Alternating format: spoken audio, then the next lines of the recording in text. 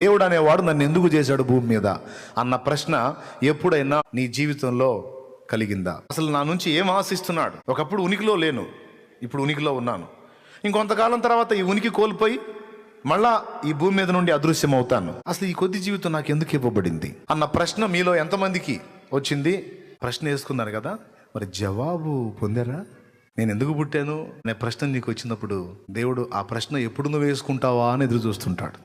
ఆ ప్రశ్న నీలోకి రాగానే ఇక దేవుడు ఎంటర్ అవుతాడు. ఎందుకు పుట్టాను అని అడుగుతున్నావు కదా, నువ్వు ఎందుకు పుట్టావో నేను చెప్తా.